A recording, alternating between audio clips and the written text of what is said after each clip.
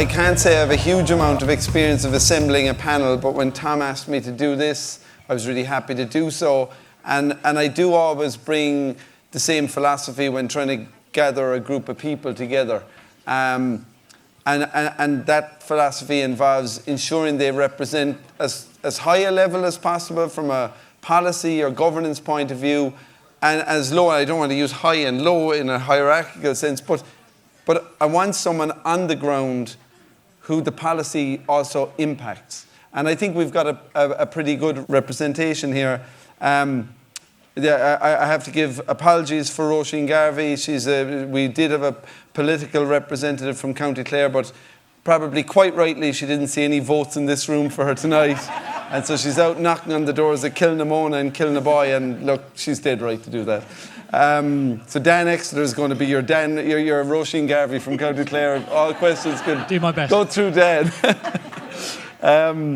We've got Yvonne Buckley, who's an ecologist and an academic, and involved in some fascinating projects. I'm hoping Yvonne can give us some of the higher level overview, but I think everyone in the panel, to be fair, can give that. Thomas Duffy is a dairy farmer. You're not quite a farm leader right now. We'll call it an interim period between farm leadership. You're farming, and you're involved in the robot industry, and you can introduce yourselves. And Marina Conway is a forester, ex-CEO of Western Forestry Co-op, and really someone, certainly from Hometree's point of view, is very aligned in terms of that the route to change is through people and communities. So maybe guys, just briefly introduce yourselves, tell us where you're from, what you do day to day, and I would like to throw one extra little question in that you mentioned it already, Dan. What your connection to nature is, just quite briefly, go for it, Dan. Blimey. I mean, I grew up in central London, so there wasn't a huge amount of nature to enjoy there. So I guess for me, it felt like a holiday. I guess I felt the lack of it where I grew up, and so when I did get into it, it was all the more special for it. And yeah, it's been my career ever since, so it's pretty central to me. And I think from your last conversation, you're really at the coalface of financing nature restoration, is that correct?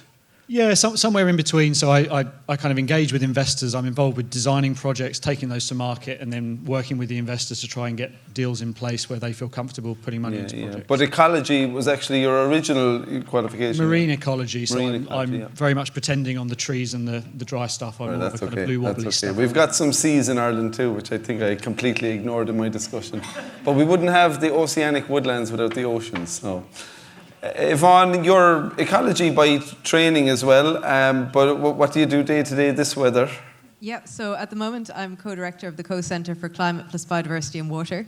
So one of my jobs is bringing people together across disciplines and putting them into interesting research teams to tackle big problems at that intersection between our climate action, our biodiversity action and our water action, trying to come up with solutions that don't trade those sectors off against each other, and that, so that the big changes we're making in how our land is used over the next few decades are going to be positive for biodiversity and positive for water, as well as those changes being positive for the climate and for people as well, because a just transition is absolutely critical in all of this. And there's, in Ireland, nature is human nature. There is no part of our island that is untouched by what we do with the land and how we live on it. So people are absolutely central to everything that we do there. Yeah. So you're North Cork. Did you grow up in the countryside? I did. Yeah, very good. You wouldn't guess from my accent, but I am from North Cork. I grew up with a lot of animals, so we were a bit animal crazy as kids. And if somebody wanted a new animal, it was procured somehow or another. So yeah, we had a lot of dogs and cats and donkeys, and I think we got into trouble for bringing the donkey into the kitchen once because it was wet. So, yeah. We're not going to get onto weird animal stories just yet in the conversation. Thomas, where are you from? What do you do today? What's your connection with nature?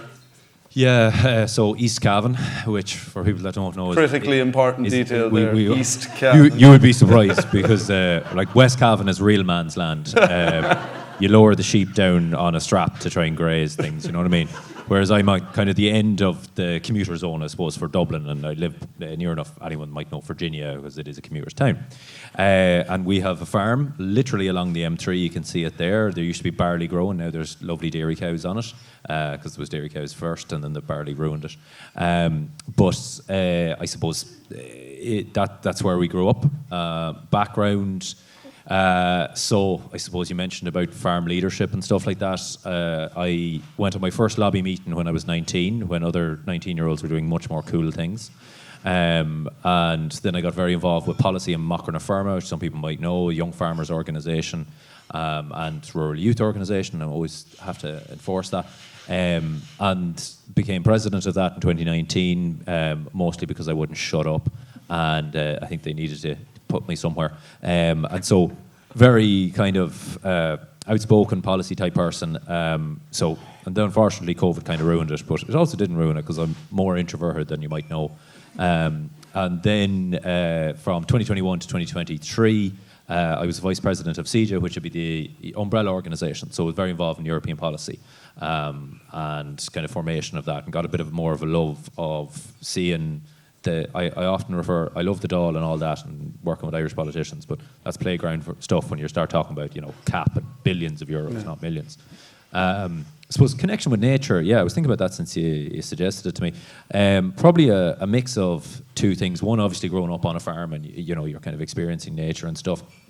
And then the other thing was, I actually have hay fever, which is a terrible thing as a farmer. So I'd spend the summers inside and I'd be watching a lot of nature documentaries and stuff like that. And that then led on to a slightly weird obsession with genetics. It's actually why I probably went home to farm. I don't think my parents ever thought I'd farm, to be honest with you. And they gave me the opportunities to get off farm. But instead I circled back around to it. So I did my Master in Environmental Resource Management. But that was really only because, as I explained to someone one day, that while I love cows and I love working with cows, the minute that we bring back the giant elk or the mammoth, I'm definitely farming one of them. It was an entire ethics class, and they were like, would it be right to bring this back? And my only question was, can I eat it? Yes. I always think of you, Thomas, as the farmer who knows more about the environment than most environmentalists, and is happy to demonstrate as such. Anyway, we can get into that. Marina, same to you. Where are you from? What do you do day to day, or usually? I'm from a little village called Innisgrown up in County Sligo in the northwest. I'm a forester by training. I've worked in forestry for about 28 years. Majority of my career has been in farm forestry. I'd be very passionate about keeping farmers and communities at the centre of our forestry policy, and seeing that most of our forestry and woodlands and management being done by the people and keeping it with the people. So that's been the majority of my career, but I've also worked in government in New Zealand, bringing the forestry sector under an emissions trading scheme, and ran my own company as well for a while, so have a breadth of experience around that area. But I guess farm forestry would really be a strong passion of mine. My connection to nature, I guess I knew I wanted to be a forester from a fairly young age. I always loved trees, and I had a dream I was going to be a forest ranger, I think, living in a wilderness in a log cabin, riding around on a horse. That quite didn't happen. I went into UCD and came out a commercial forester. That was really all that existed at the time. And there was 2 forest parks in the country, and I had no notion of getting into either one of them. So my career has kind of evolved. I've again spent most of it working in all different, many types of woodlands, and would very much align, I suppose, with Hometree's vision of seeing that our people are central to it. We're at nothing if we don't do it with our farm families and communities. Interestingly, the guy in the Enchanticus film, Tim O'Donoghue, was Ireland's first wildlife ranger. First ever wildlife ranger, which I find fascinating. And I assume you couldn't become just a forest ranger at the time, because they're like, well, there's not that many forests. You have to be a general ranger with some forests in your area. I was watching too much Grizzly Adams. Yeah, you totally were. But I kind of love it. You went to UCD and you said, can I be a forest ranger? No. What's next? A forester. I'll take that. And here you are. We'll definitely talk a lot about, I think Marina's got some brilliant insights into, and I'm really looking forward to the conversation between her and Thomas. The state has big aspirations to create lots of woodlands. It wants farmers to do them. The state got out. When Marina's talking about farm forestry, she's talking about creating forests on farms. The state's old model was to buy land. You know, the Quilcha, which was formerly the Forest Service, owned 7% of the country. That model's gone. Now we're trying to get the likes of Thomas to create woodlands. So we'll get around to that. But maybe before we get there, I think, Yvonne, you're probably best placed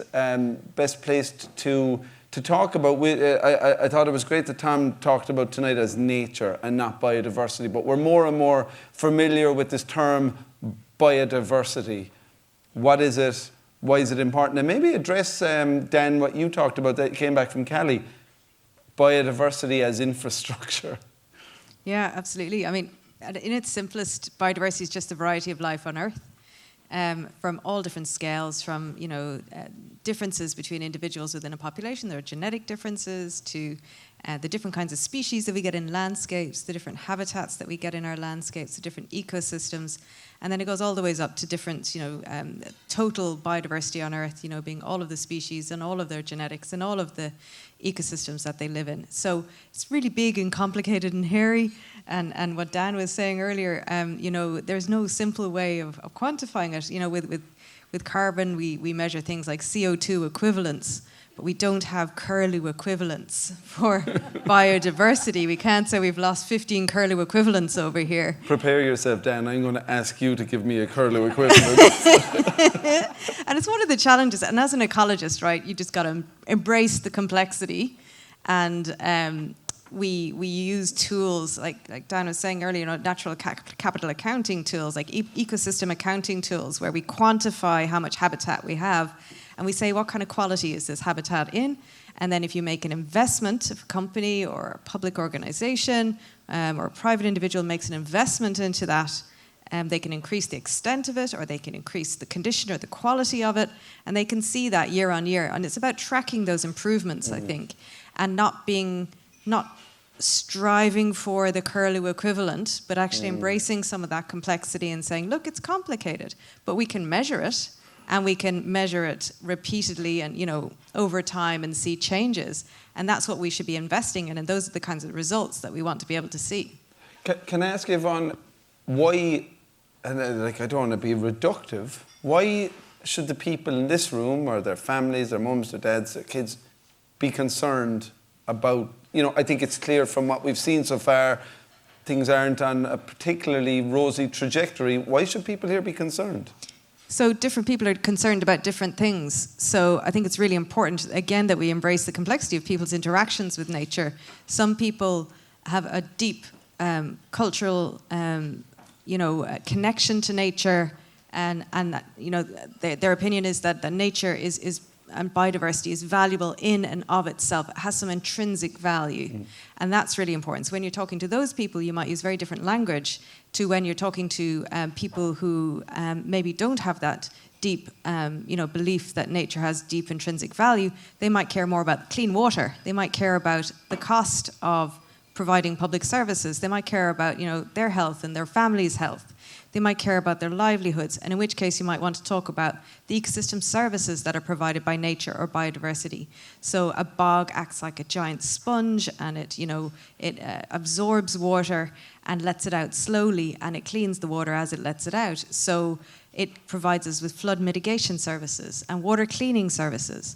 And then there's all that beautiful biodiversity that lives in a bog that has intrinsic value in and of itself. And how you describe and how you sell the concept of why biodiversity is important really does depend on who you're talking to and what they care about. So I think we have to get away from this preciousness of, biodiversity is only one thing and it only means one thing. It's all about the intrinsic value, or it's all about the ecosystem services. Biodiversity means different things to different people and has different value. And by value, I don't mean monetary value. I mean heart value. Has different values to different people, and we need to be able to communicate across a whole suite of those different values. Okay, that's great, and I think it did resonate what you said, Dan, that at the end of your life you prefer, if we put it on the balance sheet, irrespective of what maybe a more puritanical view of it would say, and succeeded rather than leave it off and change nothing. But I'm going to stick the Curlew equivalent question to you and say, how the hell do you value it? So you have a species-rich grassland. I think some of my pictures had this. It would naturally succeed to a oceanic woodland. Who's to say which is better? How do we gauge this? And I think that it's probably fair to say that we've a non-technical audience. Like, you know, in relatively, apologies, simpler terms. Like, how do you compare the two things? And the 10 other things that could happen on that bit of land. Yeah, badly is the answer. Yeah, okay, I can't. I think the first thing we all need to accept is we'll probably never be able to measure biodiversity well. Definitely not perfectly, well, maybe at a push. And so, you know, we shouldn't let the search for perfection get in the way of progress, right? So we need to unlock these kind of mechanisms in the best way possible. You know, there are some government schemes out there. You know, in the UK we have biodiversity net gain, which is very habitat focused, so you just measure habitat. Limitation of that is you're assuming that biodiversity is going to correlate perfectly with habitat. It's not necessarily. The other option is to go in and actually measure biodiversity. That costs more money, it requires more experts, it's more granular, but you're maybe going to get more traditional biodiversity information from it. I think to add another layer of complexity, we've got to think about how projects might need to be rewarded. So let's say you're a landowner and you decide to do some improvement on your land. The obvious thing is you've improved biodiversity, okay, which, as Yvonne said, is just the diversity of life. So you've added new species. Great, reward for those added new species. You might not add new species. You might have a really successful project that increases the population size of species you've already got there. So you've also got to find a way of rewarding people that don't increase biodiversity in terms of species richness, number of species, they improve in other ways. So it's tricky. I mean, one of the first things we did with rePLANET is we developed a methodology for measuring biodiversity change. We published it open access. I think Tom made some comments at the start about paywalls and some of the issues around conferences. It's the same with some of the voluntary biodiversity methodologies that are out there. They're hidden behind paywalls. We took the opposite approach, just published it online. And ours, you know, again, is a very imperfect methodology. We like it. We think it's one of the least imperfect ones out there, I suppose, is based around the consumer price index. Any business people in here are very familiar. When you're comparing two economies, we've all heard in the news recently, Ireland's economy is inflating by X% compared to the UK's, which is inflating by X%. They're taking complex economies that function a little bit like ecosystems, boiling it down into a single number. And so we took the same approach rather than the basket of goods and services approach economists use. We use a basket of biodiversity metrics approach and boil it down to a percentage change. Again, it's not perfect, but the simplicity of that approach is getting a lot of traction with investors because they understand CPI, they understand that inflation metric, so they can sell it more easily to their board and their CEOs. So that's our approach with it. There are other options out there as well. I think we're seeing probably 5 to 10 methodologies start to float to the top as being seen as rigorous and maybe a bit more transparent and more trustworthy. And so I think we're heading in the right direction, but it's not easy. We might double back around to that with you later on, Yvonne, about like, is there ones emerging in Ireland? Is there a role for the state there to provide a level playing field, a framework? But yeah, we might chat about that later on. Thomas, I think a reality, I believe, maybe you can contradict me, about increase in biodiversity is there can be a trade-off in terms of production. Maybe not always, but sometimes. Could you maybe talk about, again in layman's terms, about your farm, your income, what you do, where you can facilitate biodiversity and where, look, hey, you got to suppress it, control it, put it in a certain area, those trade-offs? Yeah, because ultimately, and I was really interested in what Dan was saying about, improving agriculture on one aspect of a farm in order to, because that, as far as I'm concerned, that is actually the only way to manage the trade-off.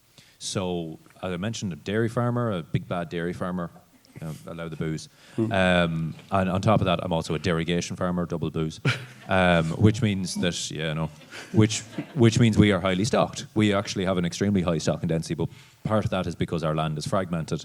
Unfortunately, the M3 has a nasty habit of killing cows if I let them across it. So I am landlocked pretty much in terms of what I do. Now, some people would say, well, why don't you do something else? Nothing else makes money. That's the long and the short. I'm going to be blunt about it. From a farming point of view. With farming, like I'll be straight about it. Yeah. Beef and sheep doesn't make enough money to have me fully employed on my farm. Yeah. Tillage is not viable in my part of East Cavan, despite it being fairly dry. It was tried and failed. Yeah. Check has produced statistics about farm income every year, and I think it's probably down this year. But dairy could be anywhere between 100 and 120 or 30,000. Tillage might sit between 60 and 50, but has very specific land requirements. And beef and sheep are down at 10, 15, 20. So it is, in terms of a full-time income, the only thing you could do from a farming point of view. Dairy is the only sector which makes money on top of the money that the government essentially gives us through the Common Agricultural Policy. In the case of beef and sheep, it's 160%. That means farmers are actively paying to produce beef and sheep. They would be better off with no animals. That's just an economic reality. So first question is, well, why won't farms stop doing that? And the answer is the movie The Field, Bull McCabe. All right, we're not going to stop. That is our life. It is our livelihood. It is something we produce. It is something that we really care about. And we're also not stupid. Like, we're not stupid individuals, but there is a kind of a balance between, okay, well, at least I have money coming in and I can spend it in my local economy, and I can be valuable and I can be contributing to my local community, or I can abandon it and let it go entirely wild, or just cut the grass on it and sell it for silage. So in the case, so back to the original point, how do I try to manage that? Well, I've got about 17 acres of land that is further away from my dairy farm, and I have a choice there to make. I have a choice. I can either improve that grassland and use it for silage and try to up my cows a little bit more, or I can manage it. Now, some of it is in an SAC anyway, but I manage the entire thing because while Ray and Matt are their way about woodlands, I am that way about grasslands. I love to see species-rich grasslands, and I want to protect them.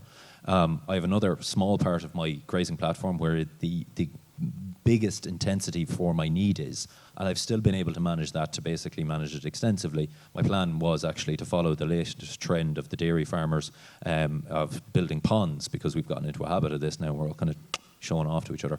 But unfortunately, to talk about that in terms of policy, because I am one of those big nasty derogation farmers, I basically got told fairly recently that could go away, and if that goes away, I'm going to need every acre of my farm.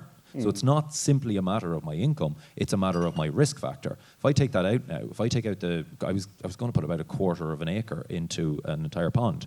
If I take that out now, I'm going to need to go and buy another quarter of an acre somewhere if I lose the derogation. And some people say, well, why can't you just go down in intensity? I have a family. I have parents to look after. I have returns to make on investment. And I don't want to be dependent entirely on the state for all my money. And that's really it. Just boil that down, because I think, again, like the terms like derogation, SAC are complex. What's an acre worth, net or gross to you? And if you lose that, is that too complex to boil it down to that? No. I thought you were going to say what's it worth in terms of money, because that just keeps going up while our incomes keep falling. But from a production point of view, from grass or a cow milk? So from a production point of view, so it depends on where the acre is on my farm. If it's on the out farm, then it's worth about half a cow. If it's on my grazing platform, it's worth about 3 cows. And just for context, 3 cows in terms of like total milk sales is about 2,500. My margin, you're talking about around about €800. So I'm not giving away my milk price or how good my cows are here, but about 800 euros. I am, yeah. So I know my costs. But you're talking about 8 multiplied by 3. But and so I think anyone in the room could get that. So you say, like I always say it from my point of view, I drive a diesel car. I'd love to drive he drives an electric car. Okay, I drive a diesel car because I'm at the point yet where I'm like, great, I'm going to invest in an electric car and pay the extra. When we're talking about let's reintroduce biodiversity to your farm, you're talking about there could, not on all farms, in farms in the West world, there's less of a trade-off. There's going to be a financial trade-off, and we need to be extremely cognizant of that. Yeah, but not only that, because I have found a way to make biodiversity work in our farm, because we often talk about, and all here has been about land and land use, right? Give you a simple example. Cavan, which we're very proud of, is the highest percentage of hedgerows across the entire country. Right? Hedgerows are incredibly important, not so much in the west of Ireland because it's more stonework and stuff like that, and not in Blackheath, but they're actually incredibly important. While we talk about woodland and I have a red squirrel now on the farm. I have 2 pine martens on the farm. As the horrific picture I showed you, I have a hen harrier that just mauled a pigeon on my farm. We have 6 breeding buzzards on the farm. We have 2 snipes that I will refuse to tell anyone where they are in case it ever gets marked out. They're quite happy on my improved grassland, I can tell you. But take the hedgerow management for a second, right? There's hedgerows in pretty much every farm or a big bunch of farms, and the government keeps giving us money to plant more hedgerows. And 90% of the hedgerows make me grimace with how badly managed they are. And it's not a cost aspect. All they have to do is just not plant them. Low-hanging fruit. And you're a great advocate of them, to be fair. It's a good segue to yourself, Marina. We farmers like Thomas are quite comfortable with trees once they stay in the hedgerows. Once they come out, now we're getting into dangerous territory. Your job is, or has been, and will continue to be, to work with landowners to be like, where's the space for trees on your land? And some of those trees are like the image I showed. They're productive. They're for us all to have timber to put up the rafters and the joists in our roof. But some of them are actually the forests. I've been to forests you've created which are specifically for nature. They're native woodlands for nature, or native woodlands, old native woodlands that you've helped fence or removed rhododendron from. Could you give us a snapshot of where we're at in Ireland with our ambitions, our aspirations, our targets, our reality around woodland creation, which is innately linked with nature restoration? I think we'd all agree. Yeah. Okay, so I guess maybe just to set the scene about forestry in Ireland, where the positive actions or where the opportunity is. We've the lowest percentage forest cover in the EU. It's about 11.5%. So there is also an opportunity there because we, the average across the EU is 37%. We have the greatest opportunity to actually increase our woodland cover and create new woodlands more so than any other country.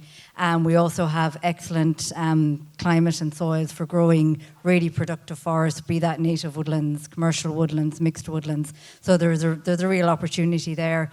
And we also have, I would say, probably, I don't know one better, the best funded forestry program in the world. I would say it is highly funded forestry in Ireland. Just to make people aware that there are capital establishment grants to go in and actually fence and plant the trees and maintain and manage them.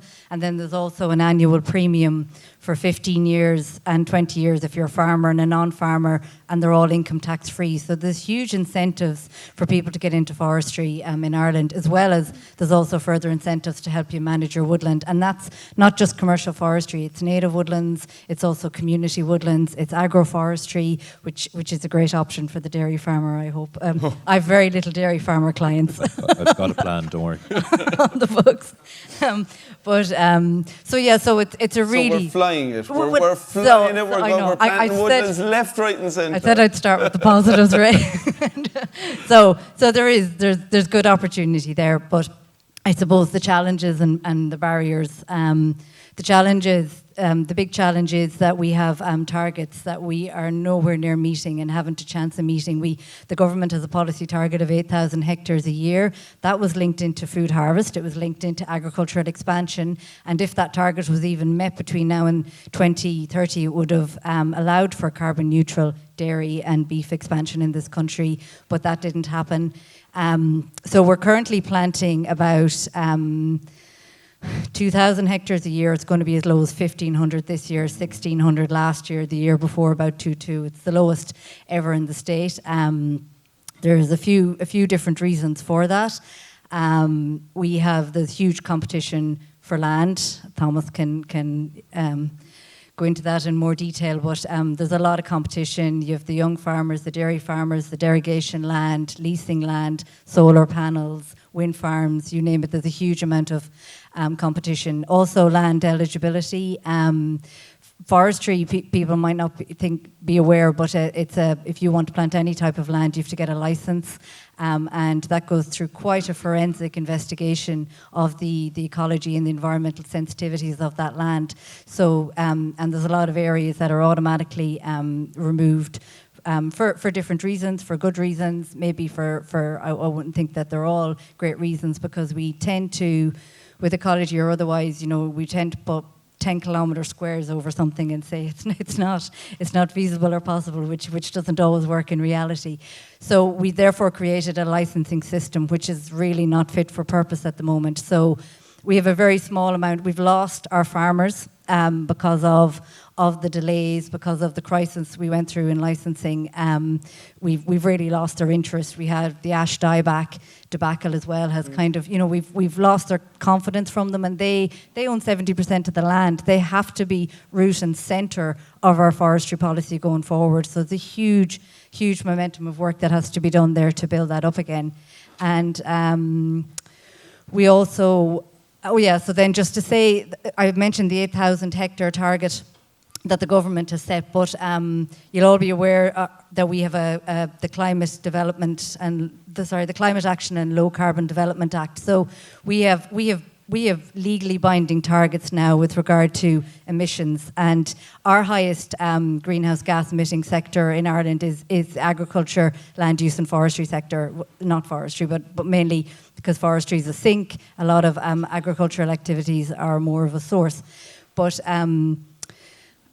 as part of that, so we want to reduce by 50% by 2030 and net zero by 2050. And the EPA just released a report there a couple of months ago, which shows that in order for us to meet these legally binding targets, now this is not a policy document, this is entrenched in law, enshrined in Irish law, we will have to reduce 30% of our milk, our dairy and beef farms. A huge amount of grasslands, peat grasslands will have to be re-wetted. And we would have to plant 500,000 hectares, this best case scenario, by the way, 500,000 hectares of forestry by 2050. That's 20,000 hectares a year. We're currently doing 1,400. And it's a huge challenge. And Marina, you're well aware of this statistic, but of that 1,400, actually farmers planted 400 or 500. The rest was by investors. Now, some of those investors might be farmers, sure, but farmers have fully opted out. Farmers have fully opted out because the delays in the licensing system and the complexities and licensing and the cumbersomeness of it. Yeah. I mean, again, I said a farmer Thomas might come to me and want to plant 20 acres for different reasons, and then we go out and we survey it and we look at it and we talk through the options, and then it comes back and basically different areas have been mapped out or not allowed in for different reasons, and it disengages farmers. It might be a year before he gets that decision, and he's moved on, or 3 years. He's made other decisions, but he also had an idea around planting that particular area of land, and so he just found forestry too difficult and doesn't want to get involved. But there's one final point I wanted to mention, Ray, just about that, our legally binding targets under the Climate Action Act, because I think it's a really important metric that if we fail to meet those targets, and I can tell you sitting here now, there isn't a hope we'll plant 20,000 hectares a year, not a notion of it. But if we fail to meet those targets, it's going to cost the Irish taxpayer $6 billion a year. So that's going to the carbon credit international market, essentially buying hot air and spending €6 billion a year to meet our legally binding commitments. And I just think there's so much we could do with that $6 billion for biodiversity, for nature, for forestry, for farming, for everything. Great. That's all great. I feel we're starting to get caught for time, and I really want to give the room a chance to ask the panel questions because I think they're interesting. I think, Marina, I want Thomas to respond to your point because I think he's really best placed to say what we could do or not do to make it more appealing to him. But could you speak quickly about the role? We know you said we've the best funded forest programme in Europe or maybe the world. There was you quote different parts of this report, but it was Cathal O'Donoghue did a report where he laid out that most sheep and beef farmers in the west of Ireland would actually be better off to plant large sections of their farm. It would just generate more income. And yet they're not, because actually money's not the only driver. It's come up again and again tonight, the culture, sentiment. Could you speak about culture as a role in terms of woodland creation, woodland protection? We are caught for time, so maybe you speak to that. Thomas, you maybe speak after that about what we could do with the forestry programme to get the likes of you involved. Yeah, so thanks, Marina. I suppose that there's been a huge amount of surveys done. I don't know how many surveys have been done about farmers' attitudes and interest to forestry down through the years, but like there's a statistic there that says 80% of them say that no matter how much you'd give them, they won't plant trees on their land. 80%. It's always nearly that high that it doesn't matter because it's culture. It's a culture thing. It is. It's the field. It's that attachment to the land. But we really have to get away from that mindset, you know, about it being forestry. Well, maybe let Thomas in. So then, like how do we get away? Is it get away from a bill? You're a big fan of the field. I am. I love the field. Mostly, back when Twitter wasn't a hellscape, I did a whole thing on the Bull McKay was the original environmentalist because there's a particular scene that I love in it where he goes, "Did you see what he wants to do with the land? He wants to pour concrete over it. It's a mortal sin." But there's a genuine point to that. In a farmer's mentality, land is not. It's not about I can't make enough money on it for my lifetime. I inherited it and I'll give it on. And you can go back the whole way to the famine and even further back. That is the mentality. It's very, very hard to get around it. Can we get it? I don't think we can get over it, but I think we can get around it. Number one, by actually integrating more forests on land. Because while 80%, I'd say, of farmers will not take that money to forest all their land, every one of us has a bad wet spot. It has a now. Is that product of enough? If you're under a hectare of land, if you're whatever else like that, I don't know. But that is an element of it. To the point, I actually went and wanted to do agroforestry. Now, not for my cows; they'd be a bit too tall, but my sucks. On a piece of land that is already managed for ecology. It's meadow sweet and all the rest of it. It wouldn't have a massive negative impact on it. And straight away, I was told that's a peat. Now I know it's a peat. I'm aware that I don't want to forest more peatlands. It's a very shallow peat because the OPW has no problem coming in to clear out the drains to drain the peatland, but they won't allow me to plant it unless I get an ecology report. Fine, I want an ecology report, but the problem is I have a risk. Now, this is not about money. This is not about me not willing to pay it, but I have a risk. I can go and pay money for an ecologist and then get declined. Yeah. Why would I do that? Yeah. I'm just going to do nothing with it and do that. Yeah.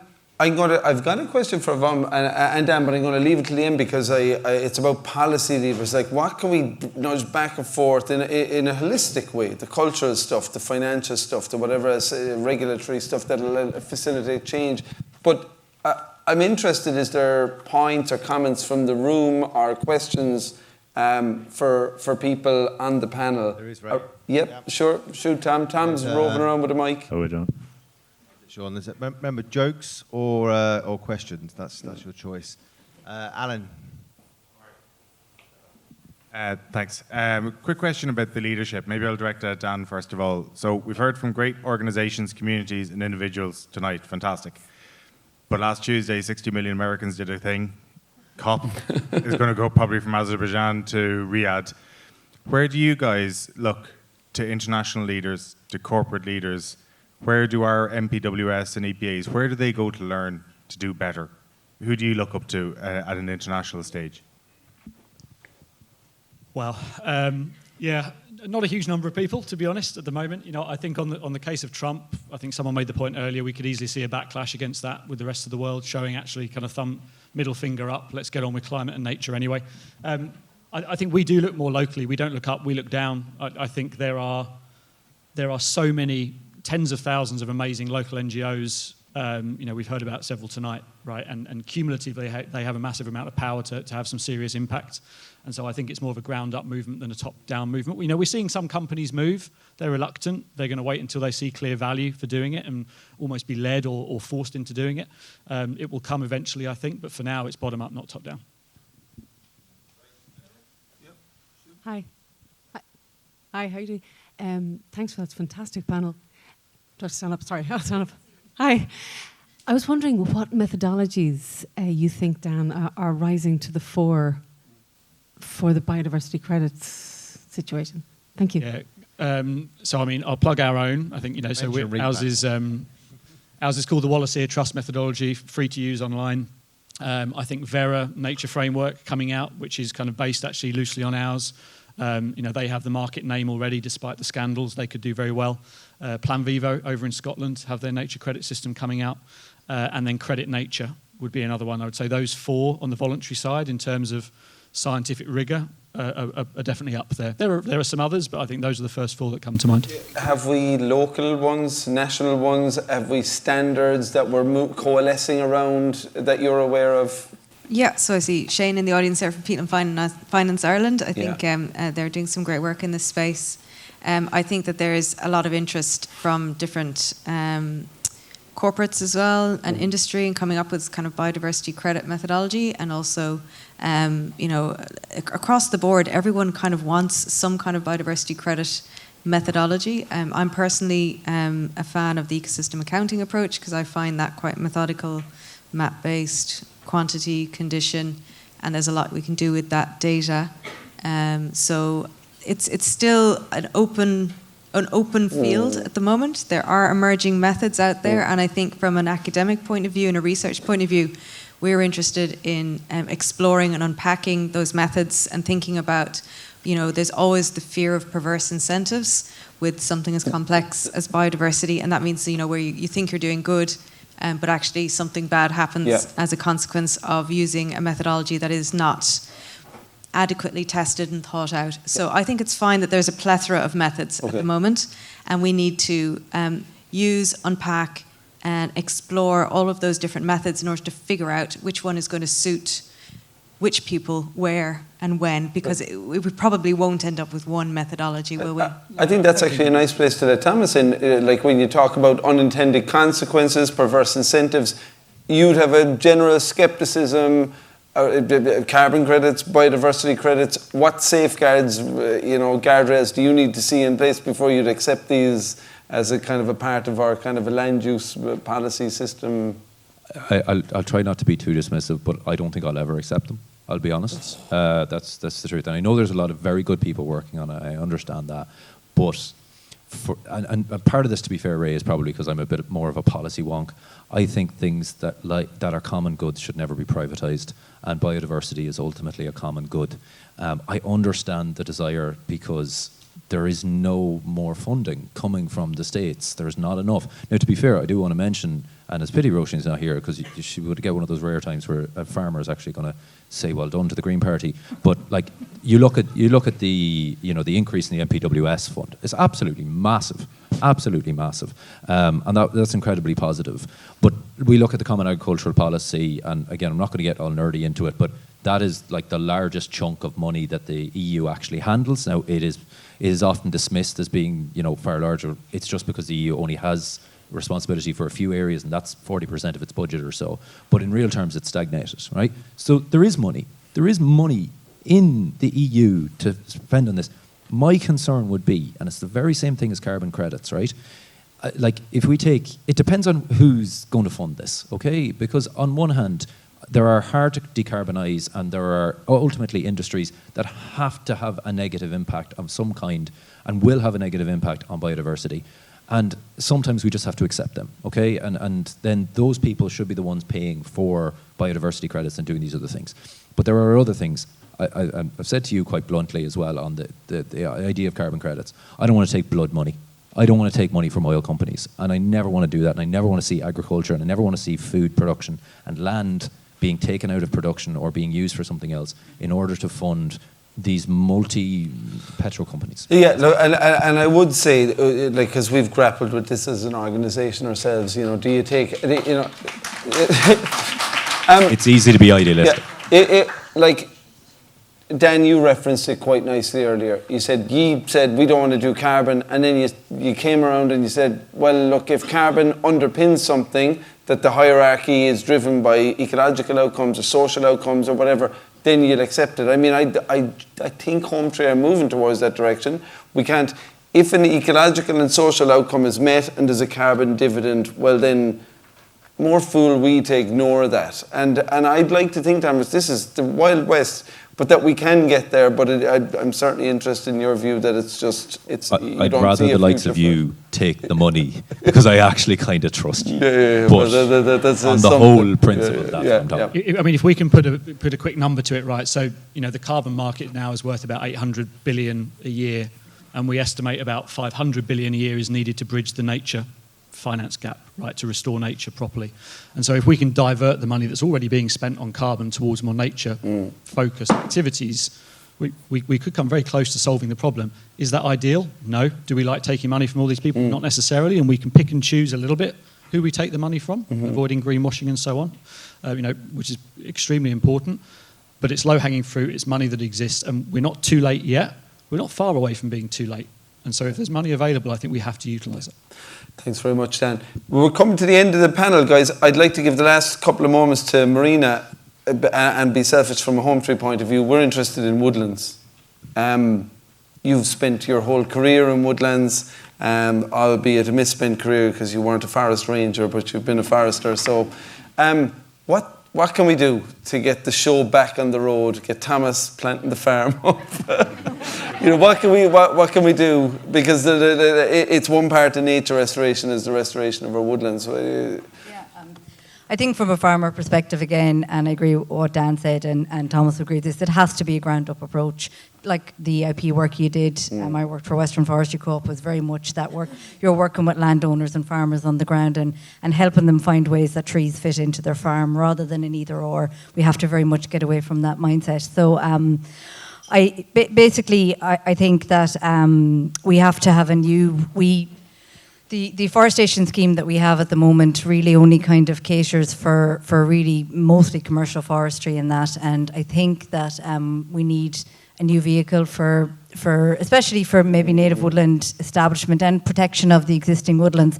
Like all the pictures that you showed earlier, Ray, native woodland would not be allowed. Yeah. It would be completely outside scheme. The only bit that would be allowed in is those 2 green fields that you've seen, which is the last 2. Which are exactly the ones Thomas that Thomas will never. That's such a key point, is that like basically all the uplands where we know the woodlands of Elm and Scots Pine and Oak would have lived, from the state schemes, they're irrelevant. They're not allowed. So we need a new vehicle because the afforestation grant scheme works on a different kind of a methodology and metrics in about 4 years and establishment and what trees look like. So like native woodlands by their nature, they form community at very different rates and they need to be allowed to do that. And then we need some kind of a vehicle that allows for the expansion of those ancient woodlands and protects them and allows them to expand out.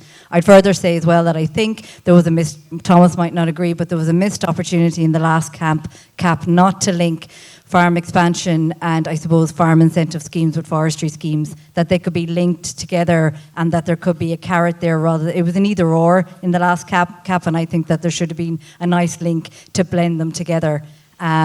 So the carbon credit, we all have different feelings about the carbon credit, but I do believe if there was a mechanism that did release that finance to a farmer and that they could manage it how they see fit, they might be more inclined to get involved, is another area. And finally, I would just say as well that forestry is the only natural resource, in Ireland that doesn't have a development agency. Our forestry department are mainly regulatory, so we really need a forestry development agency that's going to drive on and promote creation of it's the only land use sector actually doesn't have a development we've poured BIA, we've Marine Institute, we certainly need everything, that. but we don't have one for forestry. Let's please, like a fantastic panel, Gurv Milamagoiv, a big bula boss for them.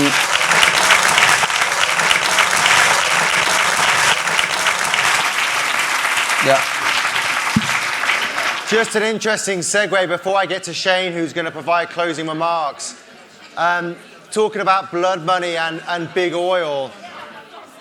Jonathan Foley from Project Drawdown, if you don't know, talks about big ag and big ag's lobbying and big ag's impact on climate and nature and how that has been somehow subverted by big oil. It's a really interesting perspective.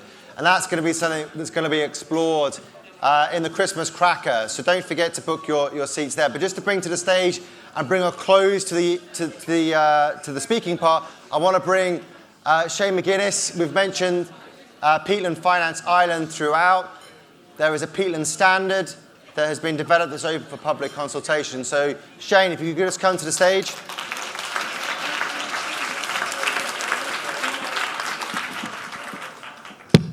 Does work. Where the hell did you get that photo? I found it. Okay, first of all, apologies because Ross Whitaker has been plying me with Manhattans all evening. So I'll struggle through this. huge thanks to Tom and to everybody else for organising this event, and to the fantastic contributors who have really, I think, raised the bar in how we think about nature and how we think about ourselves within and around nature as well. So I'll try and address a little bit of that now. Like Tom said, I am founder and director of Peatland Finance Ireland, and we have recently developed a peatland standard for Ireland, which is attempting to do some of what is being alluded to here today, trying to incentivise positive change and positive investment, maybe, at least positive action, not necessarily involving money. It's always better when it does, though. The first thing I'd like to talk about is something I talk to my undergraduate students about quite a bit, and it's about the ideological separation of nature between humans over there and nature over here. And the fact that we always see it as them and us, or them versus us. And somebody mentioned that earlier as well today. Growing up, you closed the door as soon as you could to keep the midgies out. People talk about having hay fever, as though nature is coming to get us. And my brother grew up driving a tractor wearing swimming goggles, so that he wouldn't. He looked hilarious. Oftentimes, what we're trying to do nowadays is making nature pay its way. But what we should be doing is paying nature's way, is paying nature to say thank you, to continue to give what you have been giving us for millennia, and what we have almost never acknowledged. The other phrase that was used earlier was the backward glance, and I think that was a really lovely phrase. It was in one of the videos that was shown. But the way I see that is not in terms of any, fatalism or negativity, but around not embedding it in loss, but around optimism and indeed necessity of this nature. And the fact that we need to protect it out of our own necessity, not necessarily out of the necessity for nature to continue to strive and survive. I would love it if we did it on a purely ecocentric basis, but let's go with anthropocentrism for the moment. In other words, nature should be our tribe. Someone mentioned a tribe earlier and arriving in this country and wanting to be part of a tribe. Well, Tom, you were already part of a tribe. We were still part of one overall tribe. And it's not necessarily the tribe of humans, it's the tribe of life. That's going to sound really, really fluffy and hippy-dippy. You're definitely not going to invest now. But that's the way we should be thinking of it. The only difference is that we are one of the most powerful species on the planet, and with great power comes great responsibility. Any superhero fans should recognize that. We are custodians, we are stewards. People have mentioned that there today as well. And that the problem is rarely technical. I'm going to use the word, just so that people remember it here, diachar. When I wrote it down as soon as you said it, Ray, I spelled it D-I-O-C-H-A-R. Do you reckon that's anywhere near it? Possibly. Well, let's all say it out loud now, so that it doesn't get forgotten. Diachar. And now hopefully it'll live. And that's important, and thank you for raising that, Ray. One other important thing that I'd like to highlight is where we see ourselves in 10 years' time. And Matt, you bastard, you robbed my idea. But can we all please close our eyes for a second? Genuinely do, please. And instead of imagining the negativity and how awful things are and how one thing we can try and change, try and imagine yourself in 10 years' time and what is good about the world. What in particular in the natural world in Ireland is good about the world. Because I talked to a lot of, natural world enthusiasts and stakeholders recently, and I asked them that question. I said, in 10 years' time, where would you like to be? And one of them, a national park ranger, in fact, put up his hand and he said, in 10 years' time, I want my job not to exist, which I thought was fantastic. And he's got a family, I know him well. Versus those who don't want to report where the snipe is on their land because they're fearful of it being designated and protected and therefore impacting their own life. So there's this immediate intransigence and antagonism that we separate between those who want to completely destroy their own career versus those who want to hide nature, hide from nature for important reasons. And the important point there, I suppose, that National Park Ranger rose with me was that nature should make sense. It should be part of everything we do. It's part of a lot of what we do. It gives us pretty much everything we're doing, but we rarely say thank you to it. We rarely value it in the way we should, whether that's monetary or spirituality or amenity value or anything else that we want to put on it. And in particular, it makes economic sense. Now, we often don't show people that carrot or how tasty it is or how big it is. So there's a really strong connection there to what is value, whether we do attribute that particular value to it. I could go on for hours, but what I'm going to do is finish on a particularly important and, I think, fairly valuable quote that I often use, with students, but I'm going to use it in this room as well. It's from an ecologist called Aldo Leopold, who bounced around in the late 20th century, and he wrote a fantastic book called Round River. And some of you may know this quote. "We shall never achieve harmony with the land any more than we shall achieve absolute justice or liberty for people." In these higher aspirations, the important thing is not to achieve, but to strive. And I think I'll leave it there. Thank you very much.